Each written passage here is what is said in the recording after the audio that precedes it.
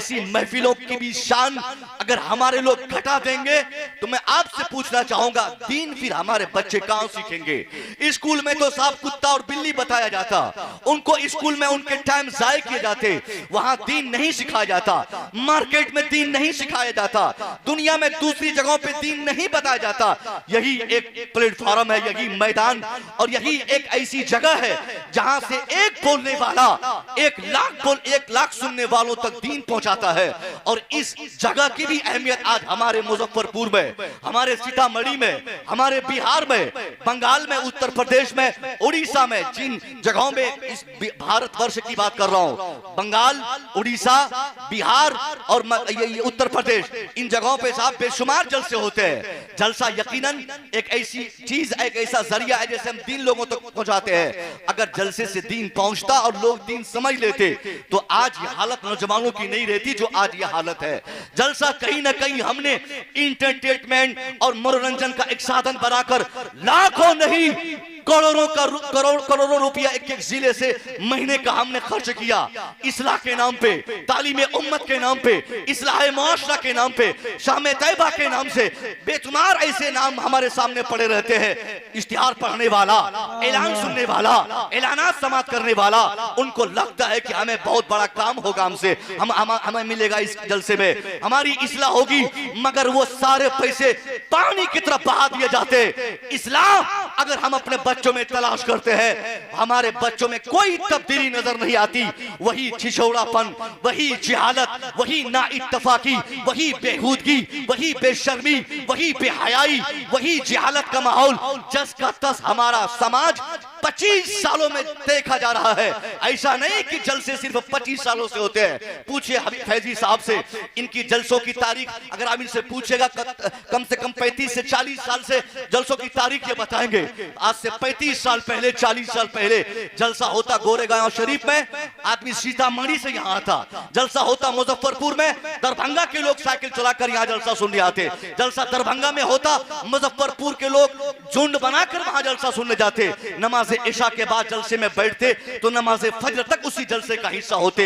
उनका शौक होता, पता नहीं कौन से खतीब की तकरीर का कौन सा जुमला मेरी दुनिया बदल दे, मेरी आखिरत को तब्दील कर दे, मैं अपनी दुनिया को संभाल लूं, आखिरत को तबाह होने से बचा लूं। उस वक्त जलसा इंटरटेनमेंट का जरिया नहीं था, जलसा लोगों के लिए इस्लाह का सामान था। जलसा तो मनोरंजन का सामान आज बना है। आज के लड़कों ने जलसों की अजमतों को खराब किया, आज के बच्चों ने जलसों की रूह को तबाह बर्बाद किया, जिसके नतीजे में लाखों रुपया खर्च करने के बाद भी जलसे की सुबह आप मुसलमानों के मार्केट में देख लीजिए, मुसलमानों की बच्चों के सरों पे दुपट्टे नहीं रहते। पता चला जलसे का फायदा उन बच्चों को नहीं मिल सका। आज भी जिस रात जलसा होता, नमाज पढ़ने वाले आप नमाज इशा के टाइम पे मस्जिद में तलाश कीजिए, फजर के वक्त आप मस्जिद पहुंच जाइए साहब, मस्जिद में 2-4 लोगों से ज्यादा नहीं मिलेंगे। पता चला जलसा हमने किया, नजराने में पैसे खर्च किए, खाने में पैसा बेतहाशा मैंने खर्च किया, मेहमानों की इज्जत में पैसे खर्च हुए, मगर हमारे अंदर तब्दीली नहीं आई, हमारे बच्चे नहीं बदले, हमारा समाज बदलने को तैयार नहीं हुआ। यही वजह है जो हम में तब्दीली नहीं आ रही। हमने अपने बुजुर्गों की राहों को फरामोश किया, हम भटक गए, बुजुर्गों की खिदमत हमारे समाज से निकल गई। हमें ये याद नहीं रहा कि हमारे बुजुर्गों ने जलसों के जरिए हम तक जो पैगामात दिया था, उन पैगामात को हमने आज नित नए तरीके से नए फैशन लाकर अपने जलसों में उन पैगामात को रोंद कर एक नई जिहाद के जलसे, दीन के नाम पे ड्रामाबाजी, दीन के नाम पे मजाक, दीन के नाम पे ठट्ठाबाजी, दीन के नाम पे कहकहा लगाना, दीन के नाम पे मनोरंजन करना, दीन के नाम पर ये दुकान और मेला लगाकर पूरी मार्केटिंग करना, ये कहीं से उचित नहीं। हाथ जोड़कर मैं कहूंगा, बहुत कीमती पैसा आपका है, 1-1 रुपया बिटोर कर तब जलसा होता है। आपके जलसे का टारगेट हो कौम की इस्लाह, आपके जलसे का टारगेट हो कि जलसे की सुबह से वो असर बच्चों में देखने देखना चाहे तो आप देख ले, नमाजियों से मस्जिद भर जाए, हमारा समाज ऐसा पाकीज़ा समाज बन जाए कि हमारी बेटी मार्केट में हो तो निकाब पे, बाजार में निकले तो बहाया करके, हमारी बेटी स्कूल जाए तो पर्दे का एहतमाम करे। कहीं से भी गैर इस्लामिक माहौल हमारे समाज में नजर नहीं आना चाहिए। ये जलसे का बेनिफिट है, मगर हमने जलसे लाख कर लिए। इत्तेहाद के नाम पर आज समाज में चेक किया जाए, मुसलमानों में कहीं नहीं मिलेगा। मैं ये नहीं कहता कि गोरेगांव के लोग एक नहीं है, यहाँ के लोग, मुजफ्फरपुर की पूरे जिले की बात नहीं, बिहार की बात नहीं, मुसलमान होना चाहिए। बस मुसलमान जहां भी रहे, आज उनके अंदर इत्तेहाद देखना चाहे आपको इत्तेहाद नहीं मिलेगा। इत्तेफाक चेक करना चाहे इत्तेफाक की दौलत नहीं मिलेगी। आखिर ये मुसलमान बट कैसे गए? ये बटा हुआ मुसलमान, इसको जोड़ने का काम कौन करेगा? इसे एक प्लेटफॉर्म पे कौन लाएगा? मुसलमानों ने जो दिलों में नफरतों की गंदगी भर ली है, नफरतों की आग जो हमारे दिलों में भरी हुई है, इन आग को बुझाने के लिए सामान जिस जलसे में मिलता है, उस जलसे में अगर हमारी शिरकत नहीं होगी तो हम नफरतों की आग में जलकर राख हो जाएंगे। फिर तबाही बर्बादी हमारे लिए मुकद्दर कर दी जाएगी। आज मैं आपसे पूछना चाहता हूं साहब, हमारी क्यों बर्बादी है? क्या कमी आपकी है? कोई कमी नहीं। अच्छा खासा पैसा आप कमाते हैं, आपके बच्चे अच्छे खासे स्कूल में पढ़ते भी है, आपके पास पैसे भी है, आपके पास शोहरत भी है, आपके पास अच्छी खासी तादाद भी है। ये कुछ लोगों का मानना है, कॉन्सेप्ट है कि हमारी तादाद कम है। मैं कहूंगा नहीं, हमारी तादाद आज बहुत ज्यादा है। बेहमदई ताला, दुनिया भर में सबसे ज्यादा अमली एतबार से जिस कौम की सबसे बड़ी तादाद है, उसी कौम को कौम मुस्लिम हम कहते हैं, उसी को तो मुसलमान कहा जाता है। अमली एतबार से 140 करोड़ तादाद पूरी दुनिया में हमारी है। आज हमारी ये हालत जो है, इस हालत की ये वजह नहीं कि हमारे पास संख्या कम है, हमारे पास तादाद कम है, हमारे पास दौलत कम है, हमारे पास एजुकेशन नहीं, हमारे पास समाज नहीं, बल्कि इसकी सबसे बड़ी वजह यह है कि 140 करोड़ पूरी दुनिया में हम जरूर है। आज पूरी दुनिया में 57 ममालिक हमारे जरूर है, मगर जितनी ज्यादा तादाद पूरी दुनिया में हमारी है। अब चेक कर लीजिए, मुट्ठी भर गांव में अगर 100 लोगों पर मुश्तमिल अगर एक मुसलमानों का गांव रहे, तो वहां भी 100 लोग रहेंगे तो 100 फितने उस गांव में मिलेंगे, 100 फिरके उस गांव में मिलेंगे, 100 जमात उस गांव में मिलेगी। कहीं मस्जिद के नाम पे मुसलमान बटे हैं, कहीं खानका के नाम पे मुसलमान बटे हैं, कहीं पीर के नाम पे मुसलमान बटे हैं, कहीं बिरादरी के नाम पे मुसलमान बटे हैं, कहीं इमाम के नाम पे मुसलमान बटे हैं, कहीं जात के नाम पे मुसलमान बटे हैं, कहीं भाषा के नाम पे मुसलमान बटे हैं। अब आप किस चीज की तरक्की चाहते हैं, किस चीज का इंतजार करते हैं? यही तबाही बर्बादी की सबसे बड़ी वजह है कि आप 140 करोड़ पूरी दुनिया में मौजूद हैं, मगर एक गांव नहीं दिखा सकते जहां के सारे मुसलमानों का मजाज एक हो, जहां सारे मुसलमानों का कॉन्सेप्ट एक हो। 100 घर में रहने वाले 200 मुसलमानों का कॉन्सेप्ट और उनका नजरिया एक हो। इमाम के ताल्लुक से एक बात बोले, मस्जिद के ताल्लुक से एक फिक्र हो, खानका के ताल्लुक से एक फिक्र का हामिल रहे। कहीं नहीं पाएंगे। जितना पीर उतना झगड़ा, जितनी खानका उतनी नफरत, जितनी मस्जिद उतनी नफरत, जितने इमाम उतने झगड़े। ये हमारी बर्बादी की, तबाही की, हमारी जिल्लत और रुसवाई की सबसे बड़ी वजह है कि हम एक मजाक नहीं रख सके, हम एक ज़हन नहीं रख सके, एक नजरिया दुनिया को नहीं दे सके, एक फिक्र के हामिल हम नहीं बन सके। और गाली बिला वजह हम अपने दुश्मन को देते हैं कि वो कैसे जीतता है, वो कैसे मंत्री बनता है, वो कैसे पावर पाता है, वो कैसे फतह पा लेता है, वो कैसे कामयाबी पाता है। मैं कहूंगा उनकी कामयाबी पर अंगुश नुमाई करने से पहले कामयाबी के रीजन को आपको जानना चाहिए। आपको मालूम है आज के भारत देश में जो सबसे बड़ी ताकत है, उन लोगों ने कैसे ये ताकत को हासिल की है? उन लोगों ने पहले अपने समाज को मुत्तहिद किया, पूरब से पश्चिम, उत्तर से दक्षिण, दाएं से बाएं, नीचे से ऊपर, हर जगह उन लोगों के नजरियात आज एक है, मगर हमेशा एक नहीं थे। 25-30 साल पहले उनके समाज की तारीख आज भी हमें याद दिलाती है कि उनके यहाँ ऊंच की बात होती, नीच की बात होती, अगले की बात होती, पिछले की बात होती, अपर की बातें की जाती। लोअर की बातें होती, अपर कास्ट लोअर कास्ट जिस समाज का नजरिया रहा हो, आज वो समाज मुत्तहिद है, इसलिए वो कामयाब है। इसलिए भारत जैसे अजीमुशान पवित्र मुल्क की पवित्रता की कुर्सी पर आज वो गामजन है। किस लिए? क्योंकि उन लोगों ने समाज को जोड़ा है। उनकी फिक्र आज एक है, जीने का उनका मकसद एक है, जीने का टारगेट एक है।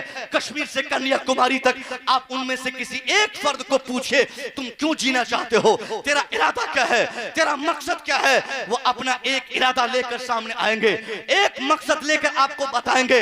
मगर अफसोस की बात है साहब, वो समाज जिनका नजरिया 25 से 30 साल पहले तक कहीं भी एक नहीं था, जिनके खुदा कहीं भी एक नहीं थे, सिर्फ नजरिया नहीं बल्कि जिन लोगों ने समाज की जरूरतों के एतबार से हर समाज में अपने लिए अलग अलग खुदा बनाए हो, बंगालियों के लिए अलग, बिहारियों के लिए अलग, गुजरातियों के लिए अलग, लूहे के लिए अलग, चांद के हिसाब से, जमीन के हिसाब से, जरूरत के हिसाब से, मर्द के हिसाब से, औरत के हिसाब से, हर जरूरतों कैफियत में जिन लोगों ने हजारों नहीं करोड़ों अफरादो अशिया को खुदा और अपना गॉड तस्लीम किया हो, उनका समाज आज एक प्लेटफॉर्म पे जमा हो चुका।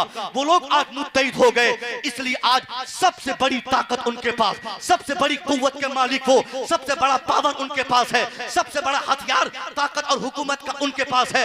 आपने क्या किया? सबसे बड़ा जुल्म और ज्यादती आपने अपने समाज में किया है।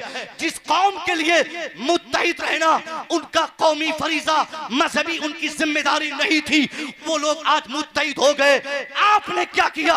एक खुदा के मानने वालों ने क्या किया?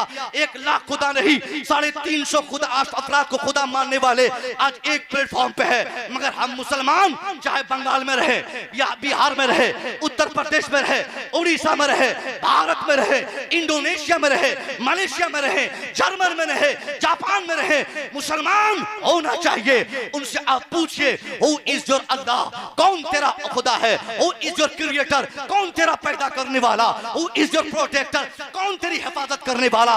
मुसलमान होना चाहिए। चाहे वो मुसलमान भारत में रहता हो, चाहे वो इंडोनेशिया में बसता हो, चाहे वो मुसलमान अफ्रीका में रहता हो, चाहे वो अमेरिका में रहता हो, मुसलमान होना चाहिए। उनकी बरादरी अलग होगी, मैं मानता हूं उनका मुल्क अलग होगा, मैं जानता हूं उनकी तहजीब अलग होगी, मैं मानता हूं उनकी जबान अलग होगी, मैं मानता हूं उनकी बरादरी, उनका कास्ट अलग होगा। ये सारे इख्तलाफात के बावजूद पूरी दुनिया के मुसलमानों में जहां जहां आप पूछेंगे ओ इज योर अल्लाह, कौन तेरा खुदा है, इसके जवाब में बंगाल से भोपाल, भोपाल से कश्मीर, कश्मीर से कन्याकुमारी, भारत से नेपाल, नेपाल से इंडोनेशिया, इंडोनेशिया से मलेशिया, मलेशिया से जर्मन, जर्मन से जापान, जापान से अमेरिका, अमेरिका से अफ्रीका, पूरी दुनिया से हु इज योर अल्लाह का जवाब, एक ही जवाब सुनने को मिलेगा, अल्लाह रब्बी, अल्लाह मेरा रब है, दूसरा कोई नहीं। दूसरी सबसे बड़ी बात एजुकेशन का पाया जाना। एजुकेशन की इस कदर कमी रिकॉर्ड की गई है आज की तारीख में मुस्लिम समाज में, खास तौर पे इस तरह एजुकेशन की कमी बीते 100, 200, 500, 1000 साल में कभी मुस्लिम समाज में इतनी कमी महसूस नहीं की गई थी। जिस कदर जहालत आज मुसलमानों के माहौल में हम रिकॉर्ड कर रहे हैं, जिस तरह जाहिल अफराद आज मुसलमानों में पाए जाते, उस तरह जाहिल पहले नहीं थे। आज हमारे बच्चे, बेशतर बच्चे आज हमारे 8-10 क्लास मैट्रिक करने के बाद, इंटर करने के बाद बहुत समझते अपने आप को कि मैं तो इंटर कर लिया। बाप कहता चल अब इंटर हो गया भाग दिल्ली, इंटर कर लिया जाओ कलकत्ता, इंटर कर लिया जाओ मुंबई। दिल्ली मुंबई की राह हम अपने बच्चों को पकड़ा देते हैं। मेरा बेटा ट्रेन पकड़ा चला गया दिल्ली कमाने के लिए। मगर मैं पूछता हूं, ये आपकी जिम्मेदारी ये नहीं कि आप अपने बच्चे को मैट्रिक करा के उसको मुंबई, दिल्ली और दोहा, कतर, ओमान भेज दे। Education is the most important thing for each and every person. हर शख्स के लिए हर जमाने में साहब सिर्फ एजुकेशन, एक जमाने में लड़ने के लिए जमाने से वही एक बड़ा हथियार है। सबसे बड़ा पावर तो एजुकेशन है। एजुकेशन अगर आप इस मैदान में आप बिल्कुल कंप्लीट अपने समाज को नहीं करेंगे तो कभी आपको तरक्की नहीं दी जाएगी।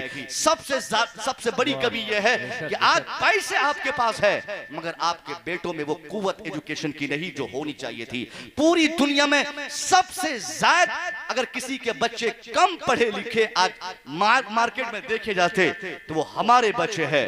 हमारे बच्चे किनके बच्चे? मतलब मुसलमानों के बच्चे, मतलब उस कौम के बच्चे जिस कौम ने पूरी दुनिया को सबसे पहले और सबसे ज्यादा एजुकेशन के डिपार्टमेंट में डेवलपमेंट की, जिस कौम ने पूरी दुनिया में सबसे पहले बात की, जिस कौम ने पूरी दुनिया में एजुकेशन के लिए सबसे पहले बेदार किया, जिस कौम ने पूरी दुनिया में इल्म के रोशनी को, इल्म को रोशनी कहा कि पूरी दुनिया में एजुकेशन को जरूरी करार दिया, उसी कौम के बच्चे आज पूरी दुनिया में सबसे ज्यादा अनपढ़ है, सबसे ज्यादा जाहिल है, सबसे ज्यादा नाकारा है। कोई मैदान आप बताइए, टेक्नोलॉजी के मैदान में देखिए तो हमारे बच्चे नहीं मिलेंगे, इंजीनियरिंग के मैदान में देखिए तो वहां हमारे बच्चे नहीं, मेडिकल लाइन में तलाश कीजिए तो वहां हमारे बच्चे नहीं। कौन से मैदान में? मैं नहीं कहता कि अपने बेटे को मुफ्ती क्यों नहीं बनाया आप, मैं ये नहीं कहूंगा कि मुफ्ती बनाइए, आलिम बनाइए, हाफिज बनाइए, मुहद्दिस बनाइए, मुफक्किर बनाइए। मुफ्ती बनाना ये आपका काम तो है, मगर आप नहीं बना सकते, क्योंकि आप में से अक्सर लोगों ने सोचा है मुफ्ती बनाऊंगा फंस जाऊंगा, मेरा बेटा नहीं कमा पाएगा, 10,000 रुपया कोई तनख्वाह उसको नहीं देगा, फिर उसका उनका मेरे बेटे का जीविका कैसे चलेगा, उनकी जिंदगी कैसे आसान होगी। इसलिए आज हम में से ज्यादातर लोग ये सोचते हैं कि मेरा बेटा आलिम ना बन सके, मेरा बेटा मुफ्ती ना बन सके, मेरा बेटा कारी ना बने, मेरा बेटा हाफिज ना बने, मेरा बेटा मुहद्दिस ना बने, बने तो डॉक्टर बने, बने तो इंजीनियर बने। मैं आपसे कहूंगा ठीक है भाई, आपने अपने बेटे को आलिम नहीं बनाया, कोई शिकायत नहीं, आपके बेटे हाफिज नहीं बने, कोई शिकायत नहीं, आपके बेटे मुहद्दिस नहीं बने, कोई कंप्लेंट आपसे नहीं, मगर आपसे शिकायत यह है कि हाफिज नहीं बने तो क्या हुआ, आपके बेटे इंजीनियर क्यों नहीं बने, जवाब देना पड़ेगा। आपका बेटा डॉक्टर, आपका बेटा आलिम नहीं बना, कोई शिकायत नहीं, आपका बेटा आईएएस ऑफिसर क्यों नहीं बना, जवाब देना पड़ेगा। आपके बेटे कारी नहीं बने, कोई शिकायत आपसे नहीं, आपका बेटा डॉक्टर क्यों नहीं बना, आपको जवाब देना पड़ेगा। कितने डॉक्टर्स आप बनाते साल में, कितने आईएएस आप पैदा करते साल में, कितने इंजीनियर्स आप पैदा करते साल में। ये तो मदरसों की मेहरबानियां है कि हर गांव मोहल्ले में 2-4 हाफिज पैदा हो जाते, 2-4 आलिम पैदा हो जाते, 2-4 कारी साहब आ जाते जो नमाज संभालते, अजान बताते, दीन की तबलीग करते, जो खानका में पीर बैठते। ये सारी चीजें मदरसों की मेहरबानियां है, मगर आपके बच्चों में सालाना में पूछूंगा कितने डॉक्टर्स आप बनाते हैं, नहीं बता सकते। अभी से 10 दिन 15 दिन पहले यूपीएससी का रिजल्ट आउट हुआ, यूपीएससी एग्जाम का। उस यूपीएससी एग्जाम के जब रिजल्ट पे आप गौर करेंगे, इस भारत में साहब हमारी तादाद तकरीबन 20% है, कहीं 18, कहीं 17, कहीं 16, कहीं 19, कहीं 15, कहीं 17, कहीं 5, कहीं 7, सब मिलाकर अगर मुश्तरका तौर पर हम जांच करेंगे तो 20% हम है। 20% आप समझते हैं ना, 100 में से 20 लोग हम होंगे। जहां 100 लोग खड़े होंगे वहां 20 हमारे होने चाहिए, जहां 100 डॉक्टर्स होंगे 20 हमारे होने चाहिए, जहां 100 इंजीनियर्स होंगे 20 हमारे होने चाहिए, जहां 100 ऑफिसर्स होंगे 20 हमारे होने चाहिए। मैं पूछता हूं 20% मुसलमान है, ये कोई कम तादाद नहीं। अब 20% के हिसाब से आप एजुकेशन के डिपार्टमेंट में अपने बच्चों को तलाश कीजिए। 20% डॉक्टर मुजफ्फरपुर में है क्या? 20% डॉक्टर दरभंगा में है क्या? 20% डॉक्टर पटना में है क्या? 20% ऑफिसर आपके इलाके में है क्या? नहीं बता सकते। यूपीएससी के एग्जाम के रिजल्ट पे आप नजर दौड़ाइए, इन साल न जाने कहां से कितनी मेहनत हुई, थोड़ी बहुत रिजल्ट में गुंजाइश निकल गई तो 50 बच्चे, मात्र 1200 में 50 बच्चे, जहां 1200 बच्चे आईएएस बने, 1200 में सिर्फ 50 बच्चे हमारे थे। मतलब क्या हुआ कि तादाद हमारी 18%, तादाद हमारी 20%। हमको 100 में 20 होना था, मगर हम वहां 1200 में सिर्फ 50 है। होना था कम से कम 300-250 से ज्यादा होना था, मगर हम सिर्फ 50 अफराद है। ये कमी बताती है कि हम कामयाब नहीं हो सकते। कामयाबी के लिए हर जमाने में एजुकेशन को जरूरी करार दिया गया है। आज आपके पास पैसे हैं, आप सोचते हैं कि आपका बेटा आसानी से जिंदगी काट लेगा। आप ठेकेदार हैं, महल बना देंगे, घर किराए पे लगा देंगे, मार्केट बना देंगे, दुकानें चलेंगी, मुंबई में फ्लैट होगा, वो मकान चलेगा, वहां से पैसे आएंगे, ये जमीन है, वो दुकान है। कुछ नहीं, बेटा अनपढ़ होगा, बेटा जाहिल होगा। आपके 50 साल की कमाई दौलत को 5 घंटे नहीं 5 सेकंड में वो पांव के नीचे रौंद कर वो मस्ती में निकल जाएगा। वो आपकी इज्जत को नहीं बचा सकता, वो आपकी दौलत की हिफाजत नहीं कर सकता। एक आदमी के लिए अपने बेटे के लिए सबसे बड़ी चीज देना यही जरूरी है कि उनको एजुकेशन का मैदान में उनको ऐसा वसी कर दे, ऐसा मजबूत कर दे कि वो उस बेटे के लिए महल की जगह पर अगर बाप झोपड़पट्टी ही छोड़ता हो, वो आसानी से मौत के वक्त मर जाए, लेकिन वो बाप देखेगा जिस बेटे को पढ़ाने के लिए बाप ने जमीन बेचा, जिस बेटे के लिए पढ़ाने के लिए बाप ने मकान बेचा। साहब, बच्चों को पढ़ाने के लिए जमीन बेचना ये ऐब नहीं है, मकान बेचना ऐब नहीं। अभी से 15 दिन पहले हमारे गांव में एडमिशन के लिए, इंटर के एडमिशन के लिए इंसान एक बूढ़ा आदमी घूम रहा है मोबाइल बेचने के लिए 2000 रुपया में। एंड्रॉइड सेट उसको कोई दिया था, बहुत हिफाजत से रखा, बेचने के लिए किसी ने पूछा कि क्यों बेच रहे हैं, कहा कि इसलिए बेच रहा हूं कि बेटा मैट्रिक में मेरा 365 नंबर लाया, मैट्रिक में फर्स्ट डिवीजन पास किया है, अब मैं चाहता हूं कि मेरे बेटे का एडमिशन इंटर साइंस में हो जाए ताकि मेरा बेटा आगे पढ़ सके। उसको समझाने वाला कह रहा है कि मोबाइल मत बेचो, देखो क्या करोगे, मोबाइल रखो, सामान मत बेचो। मैंने कहा नहीं, मोबाइल ही नहीं, जमीन बेचना पड़े तालीम के लिए जमीन बेचना ऐब नहीं, मकान बेचना ऐब नहीं, जेवरात बंधक रख के बच्चों को पढ़ाना ये ऐब नहीं। ऐब की बात तो तब है कि बाप मुंबई का ठेकेदार, बेटा अनपढ़ घर में पड़ा है, ये ऐब की बात है। ऐब तो यह है साहब, बाप मुखिया, प्रधान, विधायक, मंत्री है, बेटा अंगूठा छाप है, ये ऐब की बात है। ऐब की बात तो यह है कि आपके पास पैसों की रेल पेल है, बच्चे आपके जाहिल नहीं पढ़ सके, ये ऐब की बात है। इसमें ऐब नहीं कि आपने जमीन क्यों बेचा, ये ऐब नहीं कि आपने मकान क्यों बेचा, इसमें ऐब नहीं कि आपने जेवरात क्यों बंधक रखे। आपको जो करना हो आप करके अपने बच्चों के लिए एजुकेशन को कंप्लीट समझे, और सिर्फ इंटरमीडिएट तक नहीं, सिर्फ ग्रेजुएशन तक नहीं, सिर्फ मास्टर की डिग्री आपके लिए या आपके बच्चों के लिए काफी नहीं, बल्कि जब तक वो एजुकेशन खुद आपके बच्चे के लिए, खुद आपके लिए, आपके पूरे समाज के लिए, आपके पूरे मुल्क के लिए, पूरी आबादी के लिए, जब तक वो एजुकेशन, जब तक वो तालीम बेनिफिशियल न हो जाए, तब तक आपके बच्चे उस मैदान में मेहनत करते रहे, तब तक वो कामयाबी की तलाश में आगे बढ़ते रहे। दो चार मुसीबत देखकर घबरा के एजुकेशन से मुंह मोड़ना ये नाकाम लोगों की आदत है, और ये नाकामी की सबसे बड़ी पहचान है। हमको नौकरी नहीं करना है, हमको जॉब नहीं करना है। अब्बा मेरे मुंबई में रहते हैं, मैट्रिक करूंगा चला जाऊंगा, इंटर करूंगा अब्बा के पास जाऊंगा, हाथ बटाऊंगा, बैग की फैक्ट्री में तो हूँ, फैक्ट्री में तो ईंट की फैक्ट्री में, ठेकेदारी में हाथ बटाऊंगा, हाथ दूंगा, सहारा बनूंगा। ये नाकाम और नाकामयाब और घटिया लोगों की ये आदत होती है कि वो कभी भी एजुकेशन को घटिया समझकर ये बोल के टाल देते हैं कि फेल होंगे, पास होंगे, हमें कोई मतलब नहीं, हमको तो अब्बा के पास बहुत दौलत है। नाकाम लोगों की फितरत है। कामयाब लोग ये सोचते हैं कि अब्बा तो कम से कम ठेकेदार बन गए, हम अगर मेहनत नहीं करेंगे तो हमें गवार, जाहिल, मजदूर बन के जिंदगी गुजारना होगा। इसलिए मजदूरी से बचाने के लिए अब्बा अभी जिंदा है, उनके पास पैसों की फरावानी है, हम थोड़ी मेहनत करेंगे, अब्बा का सपोर्ट होगा, बड़े भाई की मेहनत होगी, उन लोगों की पुष्ट पनाही होगी। इस चौतरफा मदद के बाद अगर हम मेहनत करेंगे तो एक अच्छा रिजल्ट आएगा। अब्बा जिस मुंबई में ठेकेदार होंगे उसी मुंबई के किसी हिस्से का मैं आईएएस ऑफिसर बन जाऊंगा। मेरे वालिद जिस मुंबई में मजदूरी कर रहे होंगे उसी मुंबई में किसी मोहल्ले का मैं डॉक्टर बनकर अपने आप को दुनिया को दिखाऊंगा। ये अच्छे लड़कों की पहचान है।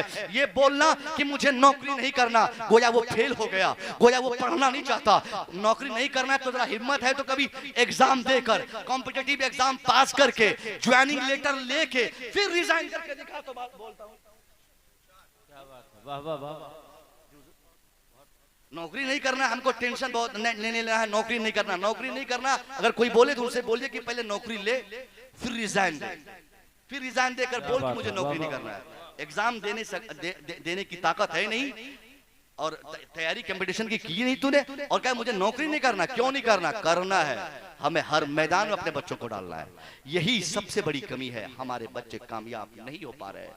पूरी दुनिया में सबसे ज्यादा हमारे बच्चे जाहिल है साहब। मैं तो बहुत दूर तक पहुंच गया। मैं कह रहा था कि कामयाबी के लिए एजुकेशन के मैदान में आपको अपने बच्चों को लाना होगा, तभी तब्दीली आएगी। चीखने से, चिल्लाने से, प्रोटेस्ट करने से, नारेबाजी करने से, किसी नेता को गाली देने से, किसी को जिम्मेदार ठहराने से कुछ कामयाबी नहीं मिलेगी। इसी भारतवर्ष में एक नाम आता है, मिस्टर भीमराव अम्बेडकर।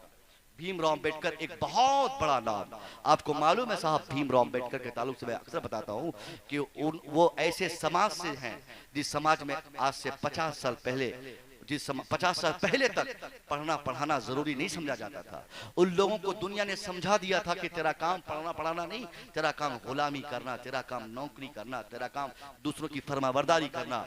अब उस व्यक्ति ने सोचा कि हमें अपने समाज को बदलना है, हमें अपने समाज में तब्दीली लानी है, अपने समाज को हमें बेदार करना है। तो इस बेदारी के लिए वो अपने लोगों को ये नहीं कहा कि सब लोग तीर धनुष लेकर चलो रामलीला मैदान, वहां से लोग हुकूमत से हम अपना सौगात मांगते हैं, अपना हक मांगते नहीं। उसने इसके लिए एजुकेशन को कंपल्सरी समझा, जरूरी समझा और अपना नाम बदला, इरादा बदला। मुंबई के एक छोटे, महाराष्ट्र के एक छोटे से गांव में कहीं जाकर स्कूल में नाम लिखाया और बड़ी मेहनत से उस शख्स ने पढ़ाई की, बहुत मेहनत से पढ़ा और आगे चल के इतनी पुख्तगी उनको मिल गई, इतनी इतनी उसत उनके एजुकेशन में आ गई कि आज हमें किताब से मालूम होता है कि 64 सब्जेक्ट में उनको मास्टर की डिग्री दी गई, कई सब्जेक्ट पे उनको पीएचडी की डिग्री मिली। साहब 9 जबानों में वो महारत हासिल कर लिए। अब जब पढ़ लिया वो समाज का व्यक्ति, जिस समाज में लोगों को गुलाम बनाया जाता, आज उसी समाज के व्यक्ति भीमराव अंबेडकर को लोग गुलाम नहीं समझते, बल्कि उनकी तस्वीर चाहे अमेरिका में रहे वहां भी इज्जत से लोग सलाम करते हैं, उसके फोटो के सामने सैल्यूट मारते हैं। ये किस लिए? एजुकेशन की बुनियाद पर। हमें दलील देनी पड़ रही उनकी बातों से, जबकि सच्चाई यह है कि ये सब हमें करना था। मुस्तफा करीम ने सबसे ज्यादा और सबसे पहले जंग बदर के फाइनल डिसीजन के बाद, जंग बदर में क्या हुआ हमारे उलमा बताते हैं, आप सिर्फ 313 याद रखते हैं, मगर आपको ये नहीं मालूम कि आखिर में जो एंडिंग पॉइंट में जो फैसला हुआ था उससे कितना बड़ा पैगाम दुनिया को मिला था। मुस्तफा करीम ने के सामने जो लोग कैदी थे उनके ताल्लुक से पूछा गया कि हुजूर इनके साथ क्या मामला किया जाए, दुश्मनों के साथ क्या किया जाए, दुश्मनों के साथ क्या किया जाए। हमारा दुश्मन कहीं मिलता है, हम बोखला जाते हैं। 100 रुपया आपसे कोई ले ले और मुजफ्फरपुर में बस स्टैंड में मुलाकात हो जाए, 2 साल के बाद गाड़ी की चाबी निकाल लेंगे, पहले पैसा दे फिर जाने देंगे, झगड़ा करेंगे, मार फसाद करेंगे। हक है। ये दुश्मनों से हमारा इंतकाम का जज्बा हमारे दिल में है, रिवेंज का। जहां मिलेगा वहां मारेंगे, जहां पकड़ेंगे वहां छोड़ेंगे, जहां पकड़ेंगे वहां बुटियाएंगे, वहां पैर हाथ तोड़ देंगे। इस तरह के जुमले बोले जाते हैं। हम अपने दुश्मनों को पकड़ेंगे तो बताएंगे, मगर मुस्तफा की बारगाह में दुश्मन मौजूद है, और ऐसे वैसे दुश्मन नहीं। अभी से चंद घंटे पहले जो लोग जान लेने को तैयार थे, मुसलमानों के वजूद के खात्मे के लिए, मिटाने के लिए मुसलमानों को जिन लोगों ने तहरीकें चलाई, जिन लोगों ने कस्में खाई थी, वो लोग आज पकड़े गए हैं। मुस्तफा रहमत की बारगाह में है। होना तो ये चाहिए था, कोई मशवरा देने वाला ये कहता कि इनको बुटियाया जाए, इनको उल्टा लटकाया जाए, इनकी चमड़ी उधेड़ी जाए, इनको बुटिया कर जानवरों को खिला दिया जाए, ये सारी बातें होती। लेकिन नहीं, मुस्तफा की बारगाह में मुश्तरका तौर पे जो फैसले आए वो यही फैसले थे कि 2 ऑप्शंस होंगे, या तो वो लोग फिदिया देकर, टैक्स देकर रिहाई पाले, अगर नहीं पा सकते, यकीनन उनमें से ज्यादा तो लोग ऐसे थे जो अमीर नहीं थे, जो दौलतमंद नहीं थे। चूंकि दौलतमंद लोग कभी लड़ते नहीं है, दूसरों के बच्चों को लड़ने के लिए भेज देते हैं, जैसा कि आज भी देखा जाता है। बड़े लोगों के बच्चे दिल्ली में आराम कर रहे हैं, छोटे लोगों के बच्चे लड़ाई कर रहे हैं, छोटे बच्चे लोग जेल में भरे जा रहे हैं, वही गरीब तबके के लोग रहते हैं। सरकार ने फरमाया कि दूसरा सबसे बेस्ट ऑप्शन यह है कि अगर वो जेल से जाना चाहता है, रिहाई अगर पाना चाहता है, तो उसके लिए पैसा नहीं तो कोई बात नहीं, दूसरा सबसे बेस्ट ऑप्शन मुस्तफा फरमाते हैं उनके लिए यह है कि वो अकेला एक शख्स हमारे 10 लोगों को पढ़ा दे, मैं ऐसे ही आजाद कर दूंगा। सुभान अल्लाह, सुभान अल्लाह, वाह वाह वाह, बहुत खूब। दुश्मन से आपने पढ़ना सीखा, पढ़ने का पैगाम दिया कि अगर तुम चाहते हो कि तुम्हें आजादी मिले, भैया कहां चले गए, अस्सलाम वालेकुम, तभी से मैं आपको तलाश रहा था। जिम्मेदार आदमी कमेटी के माशाल्लाह हमारे भाई साहब, इन लोगों की निगाहें इन लोगों पे पड़ रही, हमारे भाई साहब, ये लोग तो कम से कम जिम्मेदार लोग तो बैठे हैं। आप लोग कम से कम बैठे रहेंगे तो दो चार अच्छी बातें हो जाएंगी, और मेरे बाद भी शायद पढ़ेंगे, वो फिर पढ़ने आएंगे और मैं यहीं बैठे रहूंगा। हजरत का भी खिताब होगा, मैं यही रहूंगा, देखता हूँ कि कौन जो भागा है दोबारा आता है, आने नहीं दूंगा उनको मैं। इतने ही लोग बैठे रहे, अगर आना चाहते हैं तो अभी आ जाए, मेरे बैठने के बाद आइएगा तो बहुत बुरा हो जाएगा। मैं कह रहा था कि हुजूर ने क्या सिखाया कि दुश्मन से पढ़ो। एक आदमी 10 लोगों को पढ़ा दे, ऐसे हम छोड़ देंगे।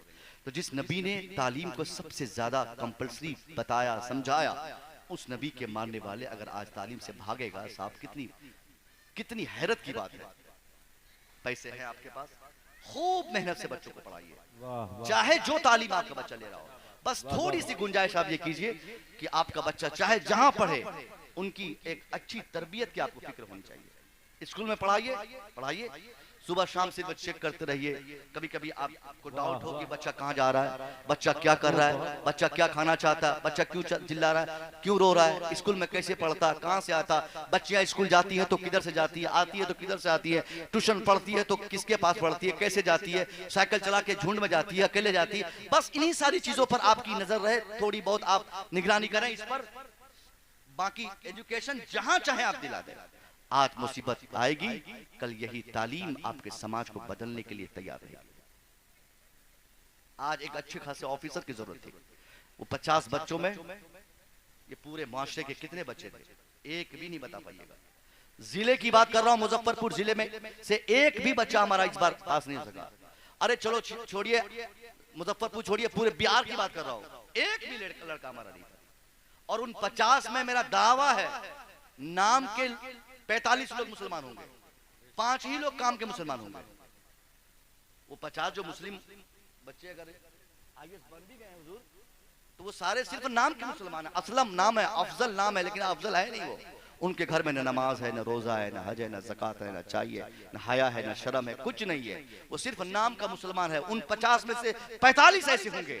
इसलिए अब 2 चीज हमें करना है। एक तो क्या, पढ़ाना भी है और बेहतर तरबियत भी देनी है। पढ़ाई के साथ अगर आप तरबियत भी दे देंगे तो 2 फायदा आपको मिलेगा, या दोनों में से कोई एक बड़ा फायदा आपको मिलेगा। अगर उस तालीम से आपके बेटे को कामयाबी नहीं भी मिली तो आपको परेशान होने की कोई हाजत नहीं। अगर आपने तालीम के साथ साथ बेहतर तरबियत दी है अपने बच्चों की, तो याद रखिए तालीम से फायदा हो न हो, बेहतर तरबियत से आपके बच्चे जरूर मुस्तफिद होंगे। जरूर उससे फायदा मिलेगा। कभी आपका बेटा गाली नहीं बोल सकता, कभी आपका बेटा चोरी नहीं कर सकता, कभी आपका बेटा बेईमानी नहीं कर सकता, वो कभी पढ़ लिख कर वो कभी बदतमीजी नहीं कर सकता। आज भी लोग पढ़े लिखे मिलते हैं, IAS ऑफिसर बनने के बाद भी भ्रष्टाचारी वही बनता, डॉक्टर बनने के बाद झूठ वही बोलता, इंजीनियर बनने के बाद बेईमानी वही करता, इंजीनियर साइन बेचता, डॉक्टर खून के नाम पे, पेशाब के नाम पे, पखाना के नाम पे पैसे मांगता, पैसे खाता, परसेंटेज मिलते, दवाई के नाम पे, रूम के नाम पे, बेड के नाम पे। वो लोग पढ़े लिखे हैं मगर सिर्फ तरबियत की कमी की बुनियाद पर आज उनको ये एहसास नहीं कि कौन गरीब है, कौन अमीर है, किसको किस चीज की हाजत है और कौन किस जरूरत के तहत मेरे क्लिनिक में आए हैं। इसलिए तालीम और तरबियत दोनों जब तक अपने बच्चों की नहीं करेंगे, और तरबियत के लिए सबसे बेस्ट फार्मूला यह है कि आपको अपनी निगाहों को तेज करना होगा, बच्चों को चुपचाप देखना होगा कि आपके बच्चे क्या कर रहे हैं, उनकी एक्टिविटीज पर आपको नजर दौड़ानी पड़ेगी। आजाद नहीं छोड़ना है। हमारे बच्चे या बच्चियां अगर स्कूल जा रही है जाने दें, मगर स्कूल से आती कब है ये आप उनसे डेली पूछे कि तुम कितने बजे आई थी।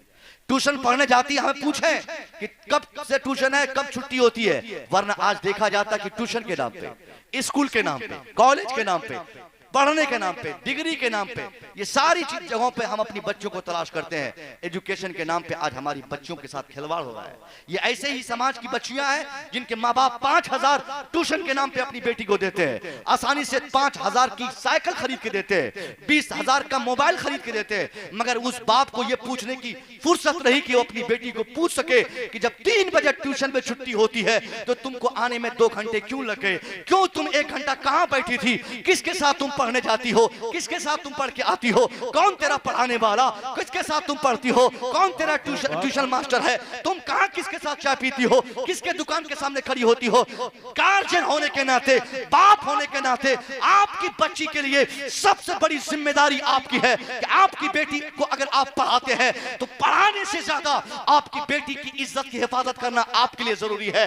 अगर आपको इसका अंदेशा है कि कहीं कॉलेज के नाम पर मेरी बेटी की इज्जत पे कोई हमला ना हो जाए, मेरी बेटी मेरे समाज की इज्जत को तहस नहस न कर दे, कहीं मेरी बेटी की इज्जत के दुपट्टे न छीन लिए जाए, कहीं इस्लाम के कानून का मेरी बेटी खून न कर दे, अगर इसका सिर्फ एहतमाल हो, इम्कान हो, प्रोबेबिलिटी हो, तो आपके लिए ऐसी सूरत में बच्ची को पढ़ाना नहीं बल्कि उस बच्ची की इज्जत की हिफाजत करना जरूरी है। मैं ये नहीं कहूंगा कि अपनी बेटी को DLED मत करवाइए, IAS मत बनाइए, IPS मत बनाइए, डॉक्टर मत बनाइए। बन ही रही है बच्चियां, नौकरी पा रही हैं बेटियां आगे बढ़ रही हैं। दुनिया ने आज बेटियों को 50% आरक्षण देकर, रिजर्वेशन देकर ये बहुत बड़ा फायदा नहीं पहुंचाया, बल्कि आजादी का खोखला माहौल देकर हमारी बेटी की इज्जतों को दागदार बना दिया है।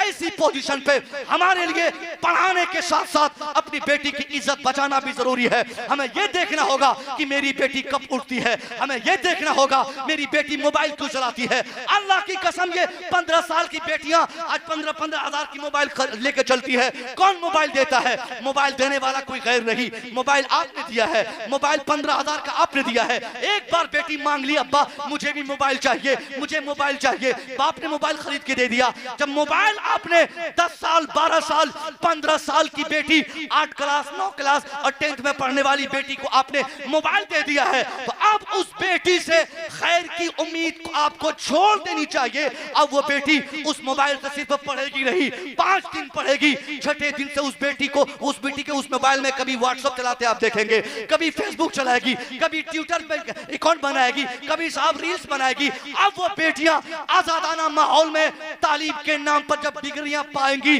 डिग्री लेकर आपके घर में आकर बोलेगी, अब्बा आप मुझे ये नहीं धमका सकते कि मैं बगैर दुपट्टे का मार्केट क्यों गई हूं। अब्बा आप मुझे कपड़े का इंतखाब नहीं कर सकते मेरे लिए। न तो दूल्हे का इंतखाब करना आपकी जिम्मेदारी, न तो कपड़े के सिलेक्शन की जिम्मेदारी आपकी। अब्बा मैं बालिगा हूं, अब्बा मैं बालिगा हूं, मैं होशियार हूं, मैंने ग्रेजुएशन की है, मुझे मालूम है मेरे अब्बा इस देश का कानून हमें यह हक देता है, जहां चाहूं मैं शादी करूं, जहां चाहूं मैं चली जाऊं, जहां चाहूं मैं चली जाऊं, जिससे चाहूं मैं ब्याह करूं, जो चाहूं मैं खाऊं, जो चाहूं मैं पहनूं।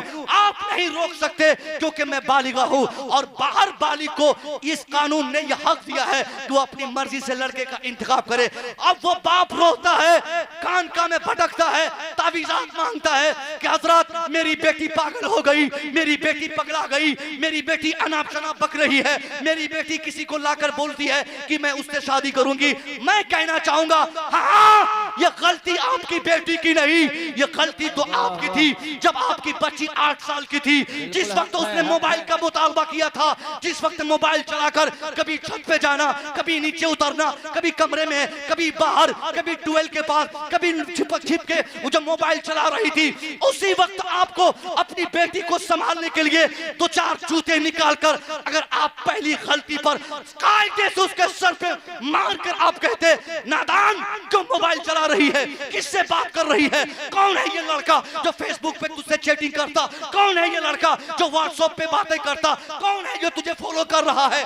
अगर आपने पहली गलती पर अपनी बेटी को खतरनाक और सख्त सजा आपने दी होती तो आज आपको ये नहीं देखना पड़ता कि आपकी बेटी ग्रेजुएशन करने के बाद दूल्हा खुद चुन रही है, कपड़ा खुद चुन रही है, आजादाना तौर पे घूम रही है। मैं कहना चाहूंगा इस जले हुए समाज को बचाने का सबसे बड़ा जिम्मेदार वही बाप है, जो बाप बेटी को साइकिल देता, जो बाप बेटी को ट्यूशन देता, जो बाप बेटी को स्कूल भेजता, जो बाप स्कूल बेटी को कॉलेज भेजता।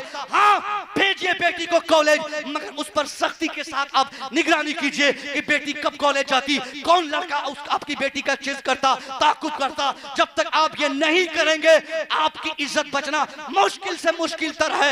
एक ही रास्ता है कि हम अपनी निगाहों को सख्त करें। मां अपनी बेटियों की तालीम और तरबियत के लिए बिल्कुल सख्ती से निपटने की कोशिश करे। जिस दिन समाज में हर शख्स की यह फिक्र हो जाएगी, हमारा समाज ऐसा बदलेगा, हमारी बेटी पढ़कर अच्छा इंसान भी बनेगी और इज्जत बचाकर अच्छा मुसलमान भी बन जाएगी। सुभान अल्लाह, सुभान अल्लाह। नारे तकबीर, नारे रिसालत, शामे तैबा कॉन्फ्रेंस, तकरीबात उर्से मुक़द्दस, फैज़ाने हजरत गुलाम रसूल शाह रहमतुल्लाह अलैह, हजरत मौलाना मुसव्विर रज़ा साहब क़िबला। तरबियत देना आपका काम, मदरसे का नहीं, स्कूल का नहीं, तालीमी इदारों का नहीं है, ये माँ बाप की जिम्मेदारी है कि आप उनको कितनी आजादी दे रहे हैं। बच्चों की आजादी खाने पीने में, घूमने फिरने में, उसको बचपन से उसकी फिक्र को इस्लामिक तौर तरीके से अगर आप ढाल देंगे, यकीनन गैर मामूली तब्दीली उसमें आप मैट्रिक से पहले ही भी देखने लगेंगे। और आपने अभी मैं देखा पिछली बार एक लड़का हैदराबाद का IAS बना, MBBS डॉक्टर था, उसका इंटरव्यू लेने वाला जो पहुंचा, इंटरव्यू लेते वक्त उनसे पूछा कि घर वाले आप पर कितना प्रेशर डाले थे कि आप आईएएस के टॉपर लिस्ट में आ गए। उसने कहा कि मेरे माँ बाप मुझे याद नहीं है कि कभी कहे हो कि तुम पढ़ने बैठ जाओ। हाँ, एक बार मुझे मालूम है कि मेरे वालिद साहब मुझे डांटते हुए कह रहे थे कि बेटा आज तूने नमाज इशा में जमात क्यों छोड़ दी। समझ रहे हैं? बाप ने कभी ये नहीं कहा कि पढ़ने बैठो, क्यों नहीं बैठे हो, क्यों घूम रहे हो, क्या कर रहे हो। हाँ, एक मर्तबा मेरे वालिद ने जरूर डांटते हुए कहा कि बेटा नमाज इशा में जमात तूने क्यों छोड़ दी। और अभी मोबाइल में पड़ा हुआ है, यूट्यूब में वो वीडियो पड़ी हुई है। अब बताइए, ऐसे लड़के भी आईएएस बने और यही लोग कामयाब हुए। उनके माँ बाप उनकी तरबियत पे ध्यान दिए, बच्चा तालीम में आगे बढ़ गया। अगर आप तरबियत पे ध्यान नहीं दीजिएगा तो आपके बच्चे वक्त का सही इस्तेमाल नहीं करेंगे। उनको नहीं मालूम पड़ेगा, वो 12-12 बजे रात तक वो ड्रीम 11 पे पैसे लगाकर मैच 1 करोड़ रुपया जीतने के चक्कर में अपने घर का सारा पैसा खर्च कर देंगे। ये सिर्फ कब होगा? तरबियत की कमी की बुनियाद पर होता है। और ये तरबियत देंगे तो बेटा कभी ड्रीम 11 में अपना टाइम वेस्ट नहीं करेगा, उतनी देर में खरबपति बनने के लिए पढ़ेगा, वो मोबाइल नहीं चलाएगा। किसी को कहीं कहीं भूले से 1 करोड़ मिल गया तो सब लग गए इस पीछे में कि हम भी 1 करोड़ कमा लेंगे। क्या भाई?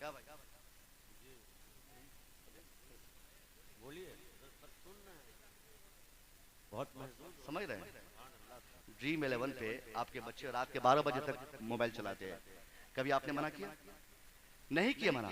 अपने भाई को आपने पूछा रे ये कौन सट्टाबाजी तू कर रहा है, क्यों मोबाइल पे बेजा इस्तेमाल मोबाइल का कर रहा है, क्यों मोबाइल चला रहा है? मोबाइल छीन के कान पकड़िए, एक दिन आप मार सकते हैं ना। कुरान हदीस ने आपको हक दिया है। मुस्तफा करीम ने फरमाया मन Ram मिनकुम मुनकरन फलयुगय्यिरहु बियदी। Anyone who sees any types of disease in your society, he must change that evil by the power of his hand.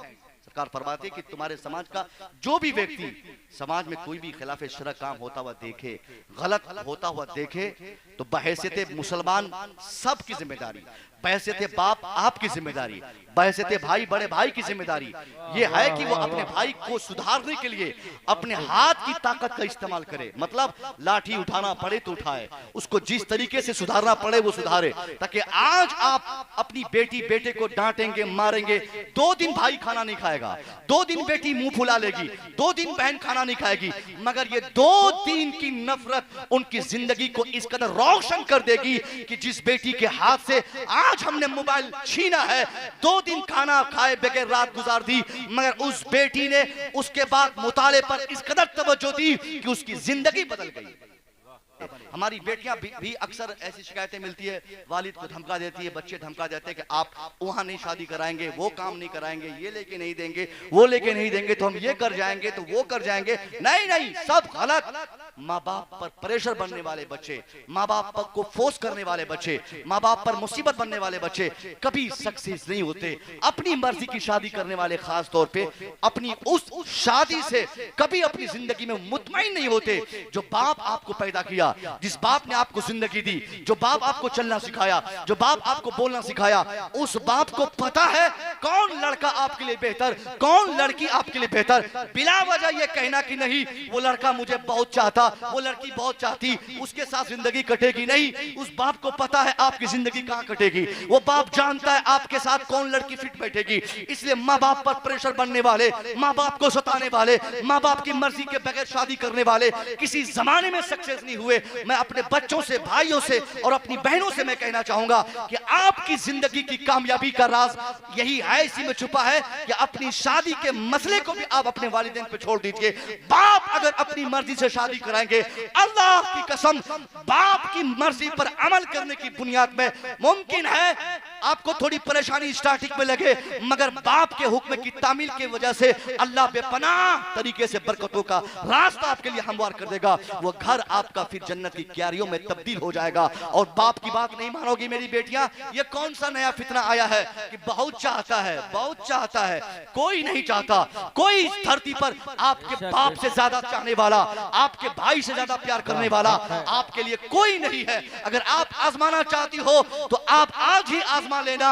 अगर किसी लड़के ने कभी आपको मैसेज में कहा हो या किसी से कहलवाया हो या ये खबर आप तक पहुंची हो कि सामने वाला आपको बहुत चाहता, आपके लिए जान देने को तैयार रहता है, और वही फरेफ्ता, उसी जुमले में आप फरेफ्ता हो गई और आप बोल रही हो कि हम शादी उनसे करेंगे, नहीं, आप उनसे शादी बाद में करोगी, पहले आप उनको आजमा लो कि वो जो कहा है कि वो आपके लिए जान देने को तैयार है, तो आप वाकई वो लड़का जान देगा या नहीं, उसको आजमाने के लिए एक छोटा सा फार्मूला मैंने कभी किसी जलसे में बताया था कि उनको आप सुबह मैसेज करो कि साहब देखो मैं गई थी डॉक्टर के यहाँ मुजफ्फरपुर और वहां से मैं आई हूँ, मेरी दोनों किडनी फेल हो गई, दोनों किडनी फेल हो गई, घर में अब्बा है नहीं, भाई भी विदेश में खट रहे हैं, अब कौन मुझे किडनी देगा, कहां से पैसे का इंतजाम होगा, तुम तो एक हफ्ता पहले बोले थे कि तुम मेरे लिए जान दोगे, मुझे तेरी जान नहीं चाहिए, अपनी दोनों किडनियों में से सिर्फ एक किडनी मुझे गिफ्ट कर दो ताकि मैं भी जिंदा रह सकूं, तुम भी जिंदा रह सको, उसके बाद निकाह पढ़ेंगे, उसके बाद शादी करेंगे, उसके बाद ब्याह करेंगे, फिर खुशियां मनाएंगे, फिर जिंदगी में हरियाली आएगी।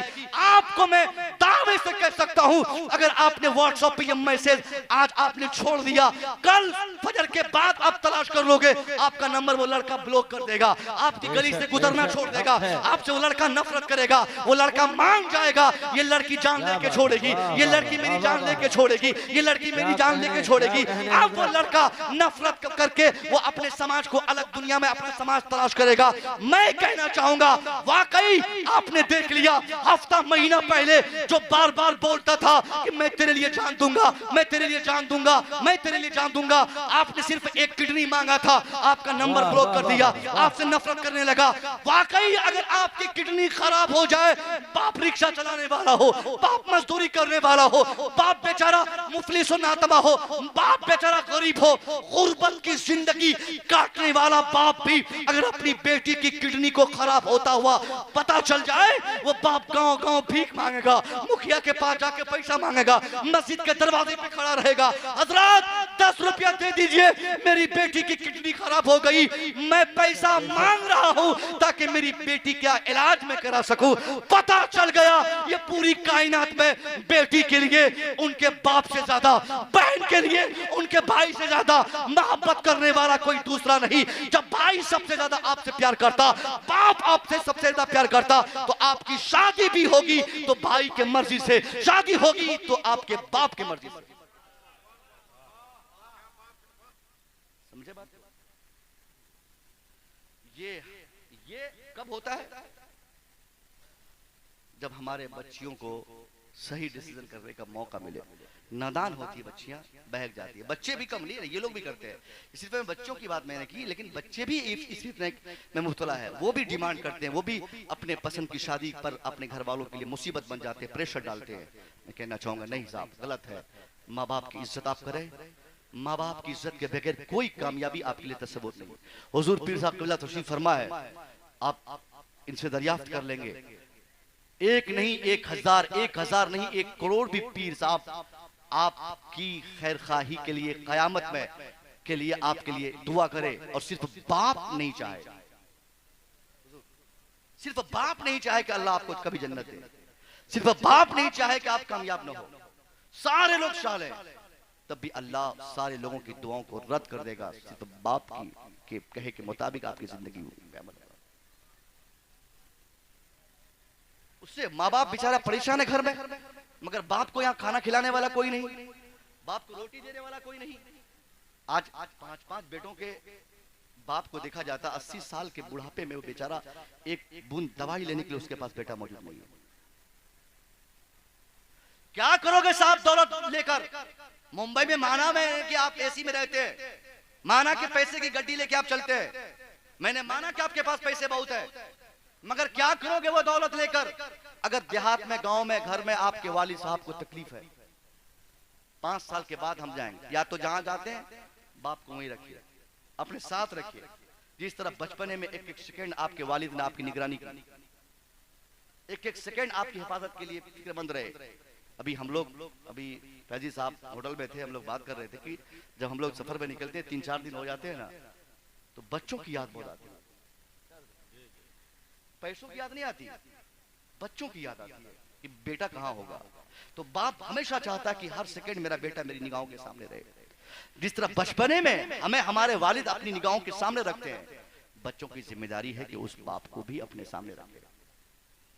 ऑल हाउस ये तो दूसरे समाज का फितना है, ये भी कोई ऑल हाउस से कम नहीं कि आप अपने बाप को घर में छोड़ के आप मुंबई चले गए। आपको पता नहीं कि घर में कितनी तकलीफ में बाप मुब्तला है। एक बेटा अगर 5,000 भेज दे तो दूसरा बोलता है हाँ भैया भेजा है पैसा, हमसे भी पैसा मांग रहा है। इतना बड़ा फितना इन नौजवानों में फैल गया है, माँ बाप की इज्जत का कोई तसव्वुर ही नहीं है। और पीर साहब से पानी पड़वाए, पीर साहब से दुआ करवाता है, पीर साहब से तावीज मांगता है, मौली साहब से दम करवाता है कि बरकत हो जाए। हमारी दौलत में बरकत पीर साहब के देने से होगी नहीं होगी इसकी कोई गारंटी नहीं, मगर बाप की दुआओं से जरूर होगी, इसकी 100% गारंटी। आपके लिए बहुत ज्यादा पैसा कमाना आपकी कामयाबी के लिए भी जरूरी नहीं है। आप 50,000 कमाइए या 50 लाख कमाइए, अगर बाप खुश नहीं है तो आपको जिंदगी में कभी आपको सेटिस्फैक्शन नहीं मिल सकता। और 5,000 रुपया महीना कमाते हैं, 5,000 ही लाकर बाप के कदमों में अगर आप रख देंगे, अब्बा इसे लीजिए अपने लिए खर्च कीजिएगा, कुछ लीजिएगा अब्बा। 80 साल की उम्र में भी अगर बाप अपने सामने देखेगा कि उसका बेटा 5,000 ला के दिया है, इतना खुश होगा वो बेचारा, उठेगा अपनी चरपाई से। पेशाब में हफ्तों से सोया बाप उस हालत में भी उठकर अगर दुआ कर दे कि अल्लाह मेरा बेटा 1 महीना दिल्ली मुंबई कलकत्ता में कमाकर मजदूरी करके 5,000 कमा के लाकर मुझे दिया है, अल्लाह मैंने अपने बेटे की कमाई कबूल की, मेरे बेटे की जवानी कबूल कर ले।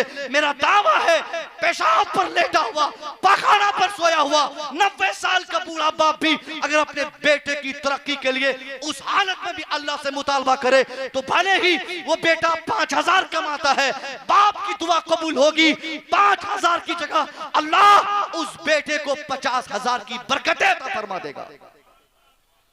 और 50,000 कमाएंगे, बाप खुश नहीं होगा तो हमेशा भिखारी बनकर रहेंगे, हमेशा चेहरा सूखा रहेगा, हमेशा फकीर की जिंदगी गुजारेंगे, सिर्फ बाप अगर खुश नहीं रहेगा।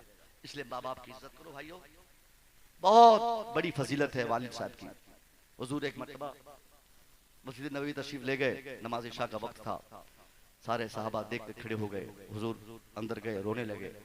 साहबा अर्ज करते हुजूर आप नमाज पढ़ाने आए हैं, नमाज पढ़ाएं, हम लोगों से कोई तकलीफ हो गई है क्या आपको आप क्यों रो रहे हैं?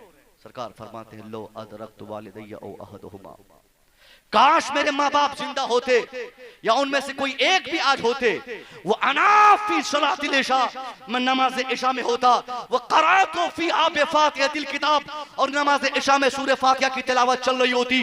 ऐसी पोजीशन और सूरत में मेरी माँ अगर मुझे बुलाती तो मैं नमाज छोड़कर अपनी माँ की बारगाह में हाजिरी पेश कर। उसी मुस्तफा का पैगाम है जिन्होंने हमें नमाज को तोहफा दिया। ये वही मुस्तफा का कैरेक्टर और किरदार है जिनसे हमने रोजा सीखा, दीन सीखा, मजहब सीखा, कलमा मुझे मिला, कुरान मिला। वही मुस्तफा फरमाते हैं मैं नमाज छोड़कर पहले माँ की बारगाह में हाजिरी देता। पता चल गया अल्लाह उस नमाजी की नमाज को कबूल नहीं करता, उस बेटे की इबादत को कबूल नहीं करता, उस बेटे के हज और उम्रा को कबूल नहीं करता जो बेटा अपनी माँ या बाप को परेशान करता है या सताता है। माँ बाप को मत सताओ, बहुत बड़ी दौलत है। जब बाप दुनिया से चल जाएंगे ना, फिर आपको पता चलेगा कि आपके लिए भलाई की दुआ करने वाला कोई नहीं है। आज भी 3 दिन हो गए घर से निकले हुए, जितनी बार घर से फोन आता है कोई पूछने वाला नहीं कि हम कहां पहुंचे, कैसी गाड़ी है, कौन सी ट्रेन है। एक फकत बूढ़ा बाप घर में बैठा है, वही फोन लगा के पूछता है कहां तक पहुंचे। पूछे हमारे उलमा से, बीवियां ये पूछेंगी कितना मिला, क्या हुआ, क्या इरादा है, क्या लेंगे, मेरे लिए लाइएगा, वो लाइएगा, ये कैसे लाए। मगर खालिस बेलौस अपने बेटे के जिस्म से मोहब्बत अगर कोई करता है तो कोई और नहीं, वही बूढ़ा बाप है जो घर में बिस्तर पे पड़ा हुआ रहता है। उस बाप को कपड़े नहीं चाहिए, उस बाप को बुढ़ापे में माल नहीं चाहिए, उस बाप को बुढ़ापे में पैसा नहीं चाहिए। उस बाप को अगर किसी एक चीज की जरूरत है तो वो सिर्फ आपकी सलामती की जरूरत है। घर से निकलने वाला बेटा बैग उठाकर दिल्ली मुंबई भाग जाता है, चला जाता है, और बीवी की याद बाहर बहुत आती है, मगर घर पे रहकर उस बेटे को 24 घंटा अगर कोई याद करता है तो वही बूढ़ा बाप है जो पेशाब पे लेटा हुआ रहता है। वो बाप ये सोचता कि कहीं ऐसा ना हो जाए कि मेरा वो बेटा जिसकी हिफाजत में, जिसकी नोरिशमेंट में, जिसकी परवरिश में मैंने जमीन बेचा, मैंने मकान बेचा, जिसकी तालीम और तरबियत में मैंने पसीने छोड़ा दिए, मेरे पसीने छूट गए, जिसके लिए मेरे दिल्ली मुंबई खटा, कहीं वो बेटा मेरी मौत न देख पाए। वो रोता है साहब। मेरे दादा, मैं जब लास्ट टाइम 2008 में घर से निकला, मैं पढ़ने के लिए आजमगढ़ जा रहा था, तो गांव की पुलिया के पास तक बेचारे लाठी के सहारे आकर मुझे पैसे नहीं दिए उन्होंने, मेरी पेशानी पर बोझा लेकर एक सवाल किया था उन्होंने कि बेटा मुझे तुम नहीं देख पाओगे।